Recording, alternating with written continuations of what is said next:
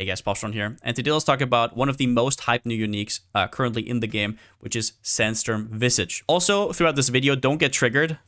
Visage. Now I know. Visage.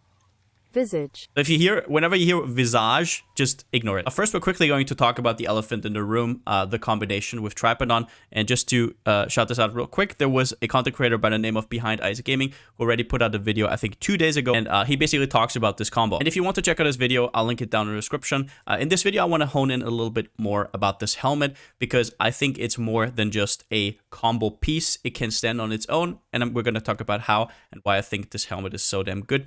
But first up, let's talk about sort of the elephant in the room, about the video, if you haven't seen it yet, how this combo works. So if you look at Tripodon, you have a 100% base critical strike chance. That's what this item does. That's its gimmick. Usually the downside is you have reduced attack speed, which is a pretty big downside, but not really for a spellcaster. So that's why this helmet is so good, right? Now, this combo basically makes it so you have 100% spell critical strike chance. So if you look at my rolling magma right here, you can see that we have 100% spell critical strike chance. Now, where this combo gets even spicier is with Marlene's Fallacy. This is usually a huge downside, 40% less critical strike chance, which you might think, oh, that's a less multiplier, that's really bad. But if your critical strike chance base is that high, you don't have to scale much increased at all. Behind the Eyes Gaming already talks about this in his video, but basically you need 69% increased critical strike chance to go back to 100. So for example, here you can see I have 86.4%, and if I simply, I'm spell suppress capped, if I simply take the percentage crit per spell suppress, boom, back we are at 100. So in short, you sacrifice your weapon slot, you sacrifice your helmet slot to get 100% crit no matter what. And on top of that, you also get to use Marlene's Fallacy, which with crit catalysts can actually go up to, I think, like a perfect roll and crit catalyst, I think is 288%. I think it's unstable. Yeah, unstable. Can go up to 288 critical strike multiplier. Now let's distill it down to the pros and cons, I think, of this combo, because it's a pretty cool combo. Now, this will be huge for builds that want 100% crit chance, no questions asked. And those would be probably stuff like Cast on Death and especially Val skills. Now, you might think, well, builds can already get to 100% crit chance, but look at the POBs that are usually out there, right? It's like with Diamond Flask up, with all power charges up, with Assassin's Mark on the enemy, which doesn't really happen other than against bosses. And you have to realize how much space this frees up on your passive tree, right? Now you don't have to use power charges anymore. Now you don't have to use Diamond Flask anymore. Stuff like that. So there is a huge upside to just having this up 100% of the time, no questions asked. If you press a Val skill and it doesn't crit, well, what are you going to do? Wait for the next Val activation? Probably not. It feels pretty damn bad. Same, obviously, with Cast on Death, as everybody knows, whoever played it. The second thing I want to shout out is actually Hex Blast. This is mainly because this skill is a nightmare to scale for crit because it has 4 base crit, which is, I think, lower than every other skill. So yeah, scaling this to 100, quite impossible. Now, the biggest pro of this is obviously that it frees up a lot of space on your passive tree. If you think about how crit scaling usually works, is you probably take power charges on a spellcaster, you probably take power charges, you take stuff like Doomcast, you take these notes here, you take the power charge stuff here, you take Disciple of the Forbidden, you take Arcane Potency. Like, that is a lot of points. That could be like a new cluster jewel setup plus 2 mediums. However, you could also have a better weapon, right? With plus 2 levels. You could have a shield with plus 2 levels, stuff like that. Different scaling vectors. So I think where this is also very interesting is mainly for skills that have other scaling sources. And the reason is, okay, so now you have taken away all the crit nodes. You don't need to take them anymore. Now you probably have enough increased damage already. You cast speed, you can't really get all that well on the passive tree anyways. So what do you do with your points? Now, there's some skills that can answer this pretty well. And number one, I would say Spark. Now, obviously, Spark is hyper competitive. There's very expensive versions out there where you might not want this combo.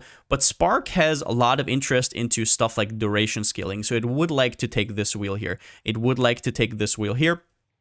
It might want to take some sort of projectile speed cluster, right? Maybe it wants to be here, take the more projectile speed, but it really can't because it can't just miss out on the crit. This could alleviate some of those problems. And in terms of losing out on plus 2 levels on a staff or maybe a 1 plus a shield, I want to quickly mention that ever since Diala's Malefaction came out, this is actually not as big of a deal as you might think, because with a level 21 gem, an Empower in here, and maybe a Corruption for plus 2 to your main skill gem, you're already at like level 28, 29 of your spell. And if you did not know, at level 30, there's a huge fall off in terms of what extra levels give you. So as you can see here, this goes from 230 up to 250. So around about up till level 30, you get like 10% more damage per level. It does fall off over time, but at 30, it takes a steep curve, and at this point it's only like 4 to 5% more damage. So going over 30 is not really something you usually want anyways. So if you're using Diallo's Malefaction, this is not as big of a deal. Now let's talk about the cons, and there's some pretty big ones here in terms of movement, and that is number one, you can't use Shield Charge. Unless you have a Mage Blood, moving around is incredibly hard for a spellcaster. You're not going to be very fast. You want to have something like Shield Charge or maybe Whirling Blades if you have some amount of attack speed, but you really can't because this is a two-hander. Second one is you also can't Leap Slam. Trapodon has an incredibly bad attack speed, and you're probably not going to get attack speed from anywhere else, so that's going to be kind of a no-go. Also, you don't get any block. You're not a staff. You don't have a shield, so that is also pretty sketchy, so you're probably going to have to get something like Evasion. So now that we have the combo out of the way, I want to quickly hone on Sandstorm Visage itself, because this helmet is a lot more than just a gimmick. First up, when it comes to judging new unique items, what people usually do is hone in on just one line that's interesting for them and completely discard the rest. The probably best example of this is Cloak of Flame. Whenever this came out, everybody was like, oh, 40% of physical thickness fire damage. Oh, this also works for dots. That's huge. And they completely disregarded what the rest did, and then they were like, oh, it's not as good as Lightning Coil, it's not as good as this probably, but it also has Fire Res, it also has increased duration on enemies, even if you're not Ignite, it has Fire Res, which you can leverage for other things. So is it a super big deal? Might not be, but those stats do matter, and that's why we're going to break this down. First up, the base is actually pretty damn good. It has quite a bit of energy shield. I think this can go up to probably around about 250%, which is pretty damn good for a unique. It also has cast speed, which is a premium stat. It can go up to 10%. Then I want to talk about the line here, which says avoid interruptions from stuns while casting. Now, this is the same modifier that you have on practical application here, which nobody usually takes, right? Other than maybe for Ellie Res or Strength. Chance to avoid interruption from stuns while casting. The main problem is you can't really get it to 100% easily, and you cannot stack this with stun avoidance. It's a different multiplier. So you would have to get exactly 100% of this to actually be stun immune while casting, but you can't really just from here, so it's just kind of an awkward stat. However, if it just says avoid interruptions from stuns, so basically like 100%, that is actually pretty huge. So a huge reason why self-cast can feel bad is because you're getting stunned while you're casting, which is the worst feeling ever. Now, this gets even worse with stuff like Spell Echo. If you're Spell Echoing, you're very susceptible to getting stunned because now you're basically double casting. So if Best is here, you have double the duration to get stunned. And if you use something like Awakened Spell Echo, which a lot of people do, the final repeat deals 20% chance to deal double damage, which means you really want to get to that final repeat.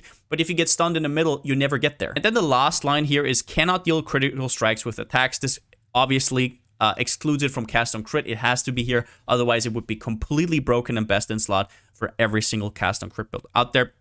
Otherwise, I don't really see too many implications, but if you can think of something, definitely put it down in the comments. But an important question for any spellcaster out there is how does it do versus Power Charge stacking? Power Charge stacking is probably the best way to scale spells right now. So how does it fare against that? Now, if anything, Power Charge stacking is incredibly expensive, so this is a huge budget alternative for a lot of people. Trapodon, really easy to get. Sandstorm Visage, really easy to get. Maralene's, these are all quite common. And especially Sandstorm Visage, the more people are going to do the League mechanic, the more are going to be out there. Now then, this combo also gets better the less base crit your main skill has. Meaning, once again, stuff like Hex Blast or even skills that have 5 base crit are going to be way more viable with this, or get way more out of this than something with 6 or 7 crit. And at the end here, and this is kind of what I wanted to get to with Sandstorm Visage, is think about what this does for your build. You don't have to do stuff like this.